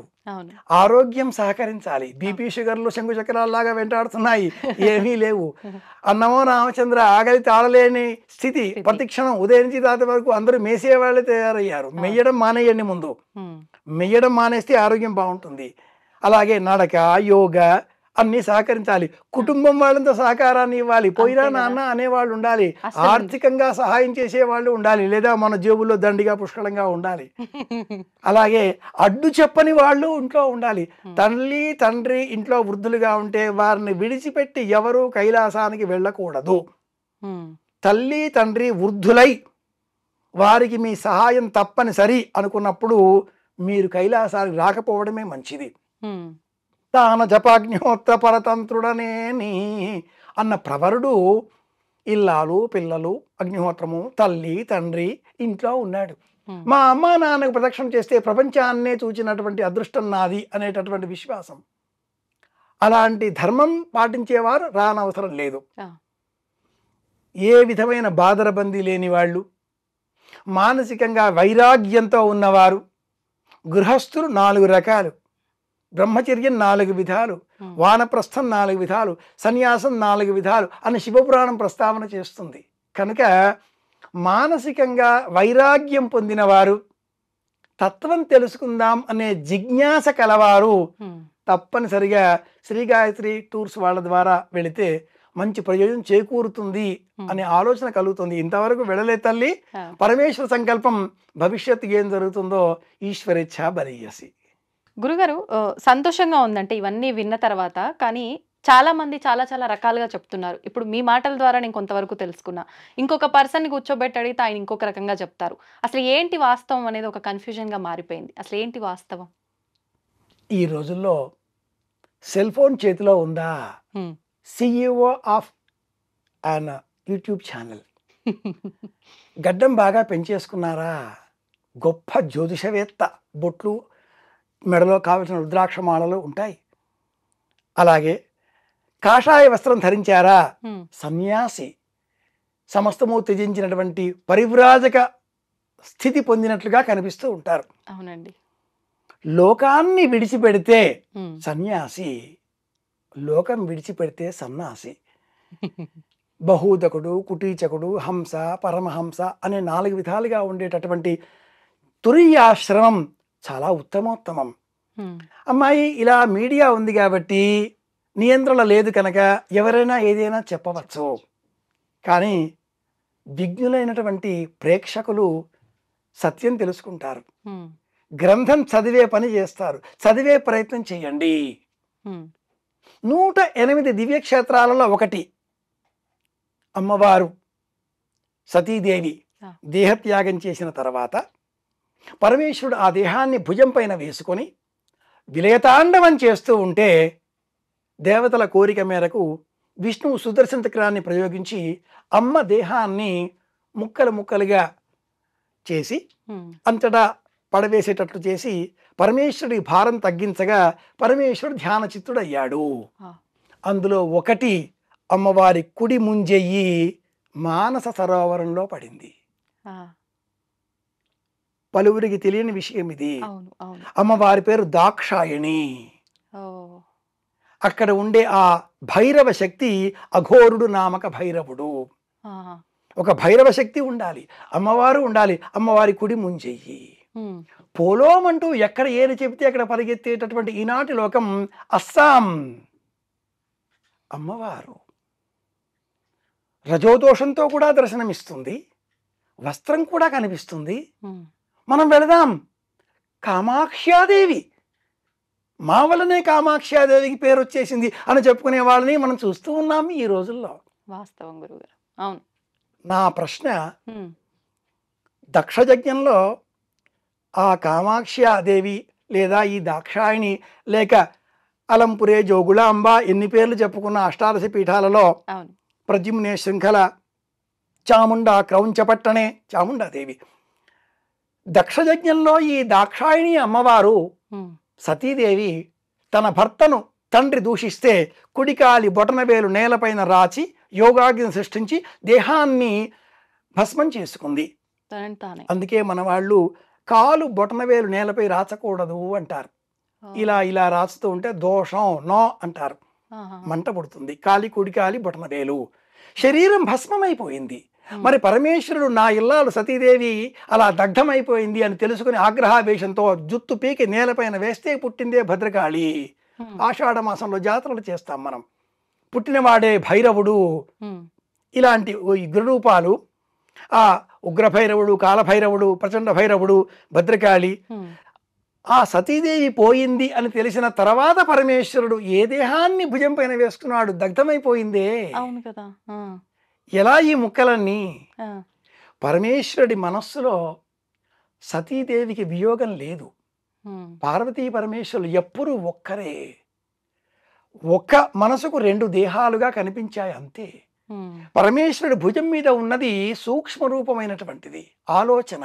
ఆ. అమ్మవారి ఆలోచనలతో అయ్యో అంటూ ఆగ్రహం. విష్ణువు శాంతింపజేసే విధంగా శివుడి మనసులో ఉన్న సతీదేవికి సంబంధించిన ఆలోచనలను తొలగించడంతో హ్మ్. శాంతచిత్తుడయ్యాడు, కూర్చున్నాడు. ఓకే. ఓకే. కాలధర్మాన్ని అనుసరించి ఆ ఆలోచనలన్నీ మళ్ళీ ఒకచోట చేరి ఇదే హిమాలయం వద్ద, ఆ. ఇదే మానస సరోవరం వద్ద మేనా హిమవంతుడు దంపతులకు కుమార్తెగా పార్వతిగా జన్మించి అదే పరమేశ్వరుడు నాకు భర్తగా రావాలి అంటూ అపర్ణగా పంచదీక్షపరాయణగా, పంచకుత్యపరాయణగా పంచాగ్ని మధ్యంలో జపస్సు చేస్తే పరమేశ్వరుడు శాంతించాడు. మన్మథ బాణ ప్రయోగం కారణంగా సరే సృష్టి క్రమం కదా, తారకాసుర సంహారం కావాలి కదా, సర్వం తెలిసినవాడు కనుక ఇల్లాలిగా స్వీకరించాడు. ఇది నేపథ్యం. ఓ. కనుక ఆ కుండంలో మానస సరోవరం 108 దివ్యక్షేత్రాలలో ఒకటి, శక్తి క్షేత్రాలలో ఒకటి. కుడి ముంజయ్యి పడ్డ క్షేత్రం, ఆలయం లేని క్షేత్రం. మన వాళ్ళు ఎక్కడ ఏది కనిపించినా గబగబా పరిగెత్తుకు వెళతారు, ఆలయం కట్టేస్తారు, అర్చన ప్రారంభం చేస్తారు. కామాక్షిలో మనం చూసేటటువంటి ఈ స్వరూపము ఏనాటి కాలానిదో చరిత్రలో, పుస్తకాలలో, మతనంలో, మస్తిష్కంలో ఉంటే ఏ సాధకుడో సంకల్పపూర్వకంగా నిర్మించుకున్న ఆ మట్టి రూపం కాస్త శిలాజంగా మారి నేటి కాలంలో దర్శనమిచ్చినప్పుడు చిత్రంగా కనిపించే ప్రతి చోటు మనకు దైవక్షేత్రమే. అది కామాక్షి కావచ్చు, ప్రద్యుమ్నలో శృంఖలాదేవి కావచ్చు, శ్రీలంకలో ఉండే అమ్మవారు కావచ్చు. అందులో ఒకటి అష్టాదశ శక్తి పీఠాల కంటే కూడా భిన్నమైనది అభయహస్తం అమ్మవారి కుడి చెయ్యి, దాక్షాయణి. ఆ చెయ్యి మానస సరోవరంలో ఉంది. ఈ సంకల్పంతో మనం అక్కడ స్నానం చేస్తే ఆ నీరు తీర్థంగా తీసుకుంటే, గౌరీకుండంలో నీరు ముట్టకూడదు. మానస సరోవరంలో గౌరీకుండంలో నీరు ఆకుపచ్చగా ఉంటుంది. గౌరీదేవి స్నానం చేసిన చోట మనం స్నానం చేస్తామా? అది అమ్మవారు. ఆ నీటితో అమ్మవారు అక్కడి మట్టితో గణపతిని సిద్ధం చేసింది. అన్నీ తెల్లగా ఉండే సరస్సులు అయితే ఈ గౌరీకుండంలో ఉండే నీరు ఆకుపచ్చగా ఉంటుంది, గణపతి వర్ణంలో కనిపిస్తుంది. ఇది ప్రత్యేకం. మానస సరోవరంలో స్నానం చేస్తే అమ్మవారి కుడి ముంజయ్యి పడ్డ చోటు మానస సరోవరం అని మనకు దేవీ భాగవతం వివరిస్తుంది. ఇది ప్రధానం. కనుక ఎవరో ఏవో చెబుతూ ఉంటారు, ప్రేక్షకులు వీక్షకులు వాస్తవం తెలుసుకుని అనుసరించాలి. ఇది లక్ష్యం. చాలా సంతోషంగా ఉంది గురుగారు. మొత్తానికి అంటే ప్రతి ఒక్కరు కూడా ప్రాణంతో ఉన్న రోజుల్లో ఒక్కసారైనా దర్శించాల్సిన క్షేత్రం ఏదైనా ఉంది అంటే మానస సరోవర్, ఈ కైలాస్ అని చెప్తూ ఉంటారు. నిజంగా మీరు చెప్తున్నంతసేపు అక్కడ వెళ్ళి దర్శించుకుంటున్నాం అనే అనుభూతి కలుగుతోంది. అంటే మీరు వేదాలు, పురాణాలు వీటిని ఉద్దేశించి వాటి నుంచి తీసిన సారంని బట్టి ఇది చెప్తేనే ఇలా ఉంది అంటే, ఇంకా మీరు ఒక్కసారి వెళ్ళొచ్చిన తర్వాత మీ అనుభవాలతో చెప్తే ఇంకెలా ఉంటుందా అనిపించింది. మొత్తానికి నేను ఇక్కడ మిమ్మల్ని లాక్ చేస్తున్నా, నెక్స్ట్ టైం కూడా నాకు ఇంటర్వ్యూ ఇవ్వాలని. చిన్న వర్డ్, ఒక లడ్డు ఉంది, చూస్తే తెలియదు, అవును, తింటే తెలుస్తుంది. వర్ణిస్తే వినే వాళ్ళకి అనిపిస్తోంది, అవును, నోట్లో నీళ్లు ఊరుతాయి. అవును, ఎవరికి వాళ్లకు తింటేనే ఆ తీపి రుచి తెలుస్తుంది. తీపి ఇలా అని చెప్పలేం కదా. అలాగే కైలాస పర్వత దర్శనం కూడా తప్పకుండా చేసుకుందాం. తప్పకుండా గురుగారు. మళ్ళీ మీ అనుభవాలన్నీ కూడా ఒక్కసారి మాకు వివరించాలని మనస్ఫూర్తిగా కోరుకుంటున్నాను వచ్చిన తర్వాత. ధన్యవాదాలండి. శివ సంకల్పమస్తు. తవ్వండి, తవ్వుతూనే శివలింగం సరే దాన్ని అట్లా కప్పేసేయండి, చూపించదండి. మూర్తి పూజ కాదు, సాక్షాత్ బ్రజేంద్ర నందన భగవాన్ ఉన్నారు మూర్తిలో. ఏమీ ఆశించకుండా ఆరాధించే వాళ్ళు కూడా ఉన్నారా ప్రభుజీ? నిజమైన భక్తి అంటే మనకు తెలియదు కాబట్టి